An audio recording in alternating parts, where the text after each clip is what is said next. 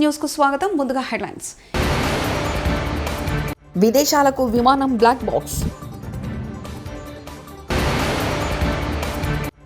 ఆ ప్రాజెక్టులకు అనుమతులు ఇవ్వొద్దని కేంద్రాన్ని కోరాం. మినిస్టర్ ఉత్తమ్.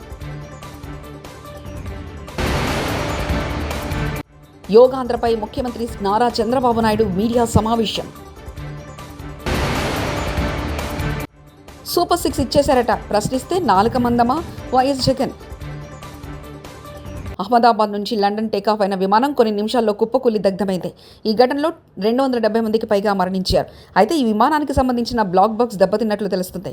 ఈ నేపథ్యంలో ఈ బ్లాక్ బాక్స్ను విదేశాలకు పంపేందుకు కేంద్రం చర్యలు చేపట్టనున్నట్లు సమాచారం. దీన్ని అమెరికాకు పంపి అందులోని డేటాను వెలికి తీసేందుకు కేంద్ర ప్రభుత్వం సన్నాహాలు చేస్తున్నట్లు అధికార వర్గాలు తెలిపాయి. దీంతో కేంద్రం సాధ్యమైనంత త్వరగా ఓ నిర్ణయం తీసుకోనుందని పేర్కొన్నారు. దేశ రాజధాని ఢిల్లీ పర్యటనలో ఉన్న సీఎం రేవంత్ రెడ్డి, మంత్రి ఉత్తమ్ కుమార్ రెడ్డి గురువారం కేంద్ర జలశక్తి మంత్రి సిఆర్ పాటిల్తో సమావేశమయ్యారు. పోలవరం, బనకచెర్ల ప్రాజెక్టులకు అనుమతులు ఇవ్వొద్దంటూ ఫిర్యాదు చేశారు. భేటీ ముగిసిన అనంతరం మంత్రి ఉత్తమ్ కుమార్ రెడ్డి మీడియాతో మాట్లాడారు.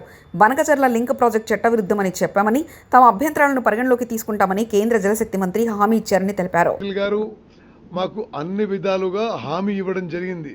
తప్పనిసరిగా తెలంగాణకి ఏ విధంగా అన్యాయం చేయము. మేము తెలంగాణ ఇంట్రెస్ట్ అన్ని విషయాల్లో కూడా మేము will keep it in mind.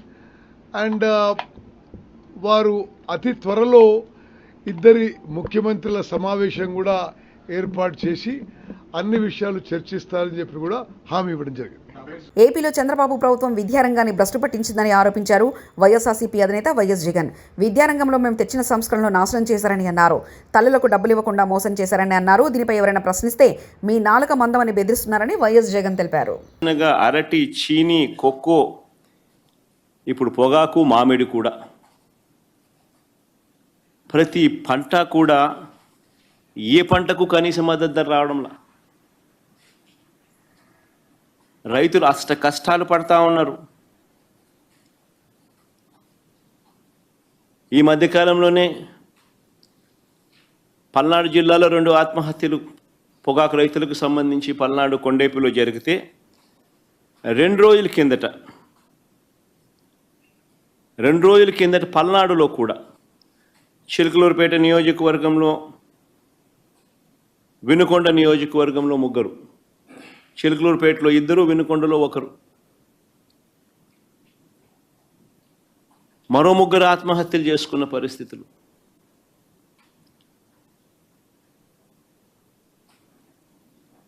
ప్రకాశం జిల్లాలో మన కళ్ళ ఎదుటే ఒక 2 ఆత్మహత్యలు జరిగితే మరో 3 ఆత్మహత్యలు కళ్ళ ఎదుటే కనిపిస్తూ ఉన్నాయి. అయినా కూడా ఈ ప్రభుత్వం పట్టించుకునే పరిస్థితి లేదు. అయినా కూడా రైతులకు తోడుగా నిలబడే కార్యక్రమం అంతకన్నా జరగడం లేదు. ప్రజల సమస్యల పట్ల ఎవరైనా కూడా గొంతు విప్పితే చాలు చంద్రబాబు నాయుడు గారు నోట్లో నుంచి వచ్చే మాటలు ఏ స్థాయిలో ఉన్నాయనంటే భూస్థాపితం చేస్తాడట. ఆశ్చర్యం కలిగించే విషయాలు. 76 ఏళ్ల వయసు ఆయన, 76 ఏళ్ల వయసులో ఉన్న ఆయన, ఒక ముఖ్యమంత్రి స్థానంలో కూర్చొని ఉన్న వ్యక్తి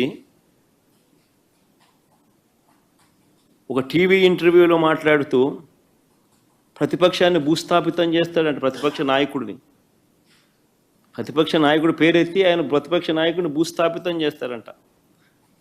ఆ ఎల్లో మీడియాకి సంబంధించిన ఓనర్, ఆ టీవీ ఓనర్ ఒకడు అడుగుతాడు, ఎప్పుడు భూస్థాపితం చేస్తామని. ఈయన అదుగో మొదలు పెట్టేశాను, చేస్తూ ఉన్నాను, త్వరలోనే చేసేస్తాను ఈయన అంటాడు. ఆశ్చర్యం. 76 ఏళ్ళ ముసలాయనైనా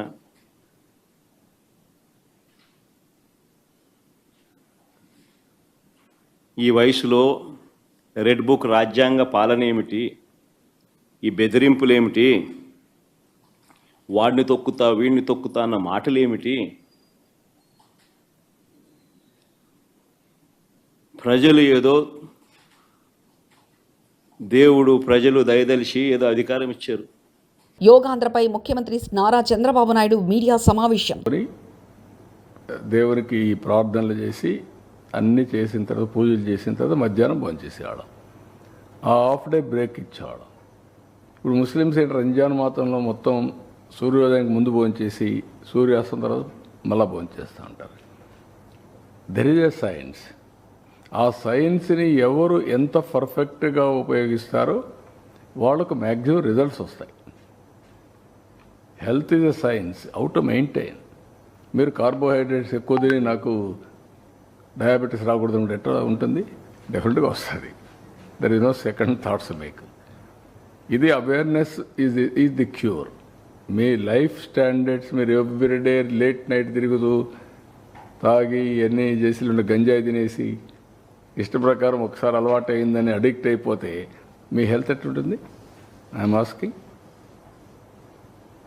వాళ్ళకు లేనిపోని సమస్యలు, లేనిపోని కోరికలు, లేనిపోని ఉద్రేగాలు, these are all various. Now slowly mental problems are becoming more problems. అది కూడా గుర్తుపెట్టుకోండి. Stress with mental problems. ఒక్కొక్క ఏడాది ఒక్కొక్క థీమ్ తీసుకుంటారు సార్. ఈ ఏడాది ఏ థీమ్? ఈ ఏడాది వీడు తీసుకున్న థీమ్ వచ్చి one nation, one world, one earth. One earth, one globe అని. అదేనా? One health, one health, one health, one earth. Okay. One health, one earth అండి. Earth, one earth, one health. Health. Yes. One earth అన్నారా ఇంకేమైనా పెట్టారా? అంతే చూడండి. అండి, one earth, one health. Okay. One earth, one health. Cabinet ఆమోదం లేకుండా కాళేశ్వరం కట్టారని నిరూపిస్తే రాజకీయాల నుండి తప్పుకుంటాను. కాళేశ్వరం ప్రాజెక్టు కేబినెట్లో ఆమోదం పొందలేదన్న రేవంత్ రెడ్డి వ్యాఖ్యలను ఈటెల రాజేందర్ కౌంటర్. కేబినెట్ ఆమోదం లేకుండా కాళేశ్వరం లాంటి పెద్ద ప్రాజెక్టు కట్టిన సంఘటన దేశంలో ఎక్కడైనా ఉందా? ఇలాంటి కీలక అంశాలపై కేబినెట్ ఆమోదం లేకుండా కేసీఆర్ ఎప్పుడు నిర్ణయాలు తీసుకోలేదు. ఆనాడు కేసీఆర్ కేబినెట్లో ఉన్న 3 మంత్రులు ఇప్పుడు మీ పక్కనే ఉన్నారు, వారిని అడగండి, స్పష్టంగా చెప్తారంటూ బీజేపీ ఎంపీ ఈటెల రాజేందర్ వ్యాఖ్యానించారు. కేబినెట్ ఆమోదం లేకుండా ఇంత పెద్ద ప్రాజెక్ట్ నిర్వహించేటువంటి ప్రాక్టీస్ ఎప్పుడైనా ఉంటే చెప్పమని చెప్పండి. దానికి సంబంధించిన మొత్తం ఆధారాలు ఇస్తామని చెప్పినాం. ఇలా నేను ఇంకొక మాట కూడా చెప్తాను. నన్ను అడగడం కంటే కూడా నా మీద మాట్లాడుతున్నాను. కానీ ఆ క్యాబినెట్లో మంత్రులుగా పనిచేసిన వాళ్ళు ఒక 3 అక్కడ ఉన్నారు. ఇప్పుడు 3 ఉన్నారు అక్కడ. ఒకరు మంత్రి లేకపోవచ్చు కానీ 3 మంత్రులు ఉన్నారు. నేనేమంటున్నా అంటే, నేను సూత్రప్రాయంగా బ్లంట్గా చెప్తా ఉన్నా, కేసీఆర్ ఇట్లాంటి ఇష్యూస్ అన్నీ కూడా క్యాబినెట్లో పెట్టకుండా ఆనాడు కాలేదని చెప్పి 100 సార్లు చెప్పి, నేను ఆనాడు మంత్రిగా ఉన్నా కూడా చెప్తున్నా. ఇప్పుడు బీజేపీ ఎంపీగా చెప్పట్లేదు. నేను ఆనాడు ఆర్థిక మంత్రిగా చెప్తా ఉన్నా. ఇంకా అన్ని డిపార్ట్మెంట్లకు కూడా ఆయన ఇచ్చిన ఇన్స్ట్రక్షన్స్ ఏంటంటే, మీరెవ్వరు కూడా ఏదైనా నిర్ణయాలు తీసుకున్నప్పుడు మీ శాఖలలో మీరే నిర్ణయం తీసుకోకండి, కష్టమవుతుంది.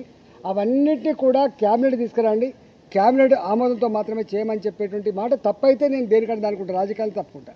ఇవన్నీ ఇట్లా మాటలు వట్టిగానే బట్టగాల్చి మీదేసు మాట్లాడడం సభ కాదు. ఒక్కొక్కసారి ఎగ్జిక్యూటివ్ ఆర్డర్ ద్వారా కూడా వస్తుండొచ్చు. కొన్ని నిర్ణయాలు క్యాబినెట్ కొంచెం లేట్ అవుతుంది అంటే ఇవ్వాలనే జీవో ఇవ్వాలంటే ఇస్తారు కావచ్చు.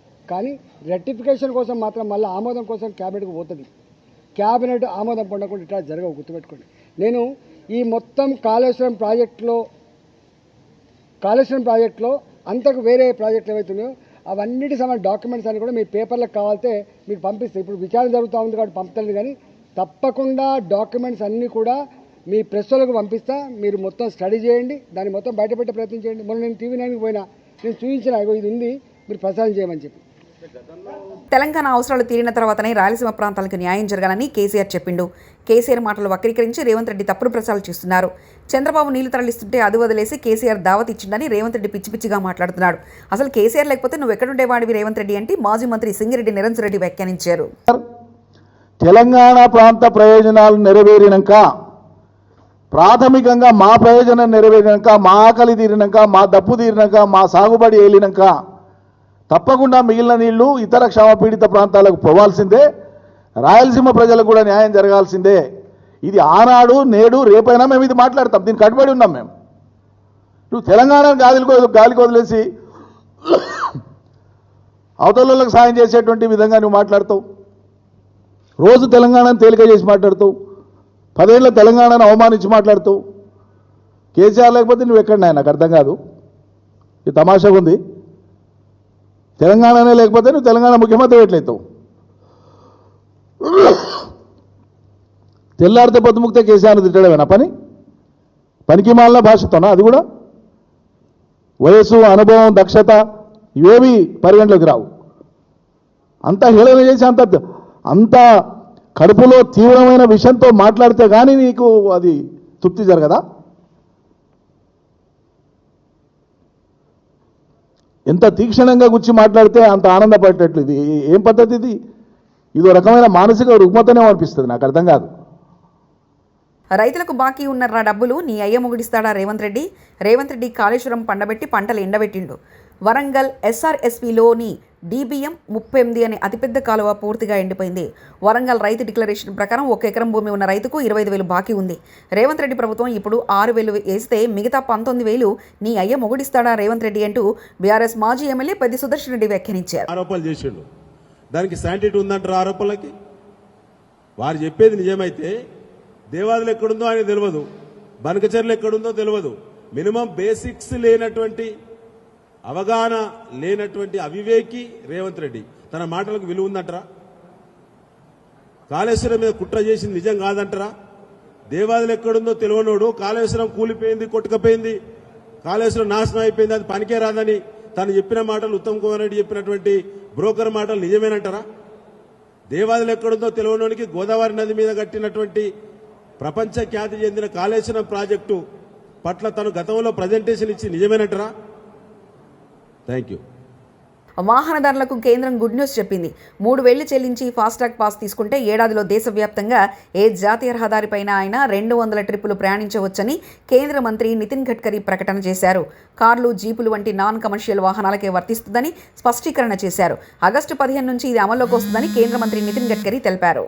उसकी अगर टोल पे किया जाएगा तो उसकी कीमत कम से कम 10,000 से ज़्यादा रुपए का टोल देना पड़ता था, वो केवल 3,000 रुपये में होगा. और ये जो वैलिडिटी है 1 साल में 200 ट्रिप वो क्रॉस कर सकते हैं. इसके साथ साथ एक ट्रिप मीन्स एक टोल को क्रॉस करना. इसका फ़ायदा ये होगा कि 200 ट्रिप्स यानी 200 टोल क्रॉस करना होगा और एक टोल क्रॉसिंग की एवरेज कॉस्ट केवल 15 रुपये पड़ेगी. कुछ जगह पर ये 80 रुपये है, 50 रुपये है, 100 रुपये है, तो ये केवल 15 रुपये हो जाएगी. और मान लीजिए एक टोल पर आप 50 रुपये भी देते हो तो 200 टोल क्रॉस करने पर उसकी कीमत 10,000 होगी. उसके बदले में आपको केवल 3,000 रुपये में ये पास मिलेगा, एनुअल पास, और सालाना 7,000 रुपये की बचत होगी. और अभी जो सिस्टम हम लोग ला रहे हैं उसके बाद टोल नाके पे जैसे रुकना पड़ता था, रुकने की भी ज़रूरत नहीं पड़ेगी. और निश्चित रूप से ये जनता को ये स्कीम से राहत मिलेगी. ये स्कीम केवल नेशनल हाईवे के लिए है क्योंकि वही हमारा अधिकार है. बाकी रोड जो स्टेट के होते हैं उसके ऊपर ये लागू होने का प्रश्न ही नहीं होता. मैं फिर से एक बार आपको ये विश्वास दिलाता हूँ कि इससे काफ़ी बड़ी राहत मिलेगी. और 15 अगस्त से ये स्कीम पूरे भारत भर शुरू होगी और जिसमें निश्चित रूप से आपकी जो तकलीफ थी वो कम होगी. मैं फिर से एक बार आप सबका बहुत बहुत अभिनंदन करता हूँ और आपको शुभकामनाएं देता हूँ. ధన్యవాద్, నమస్కారం. కృష్ణా జిల్లా నాగాయలంకలో నిర్వహించిన జలయోగా తెలుగు బుక్ ఆఫ్ రికార్డులో స్థానం దక్కించుకుంది. యోగాంధ్ర కార్యక్రమంలో భాగంగా శ్రీ రామపాద క్షేత్రం వద్ద కృష్ణానదిలో జలాసనాలు నిర్వహించారు. యోగాసనాల్లో స్థానికులతో పాటు వివిధ ప్రాంతాల నుంచి వచ్చిన 150 మంది చిన్నారులు, పెద్దలు, విజయవాడకు చెందిన అవారాజల అభ్యాసకులు పాల్గొన్నారు. వీరు నదీ జలాలపై శవ, వాయు, దిగ్బంధనం ఆసనాలు వేసి ఆకట్టుకున్నారు.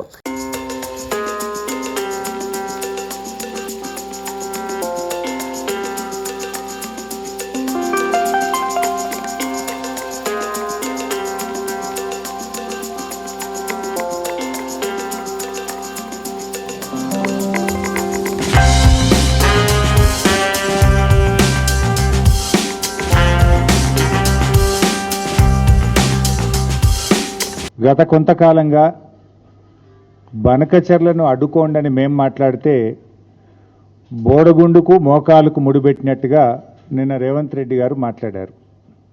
అసలు విషయాన్ని పక్కన పెట్టి సొల్లువాగుడు వాగారు ముఖ్యమంత్రి గారు.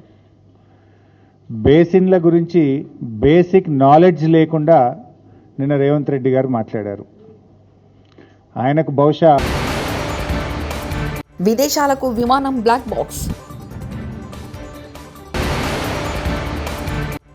ఆ ప్రాజెక్టులకు అనుమతులు ఇవ్వొద్దని కేంద్రాన్ని కోరాం. మినిస్టర్ ఉత్తమ్.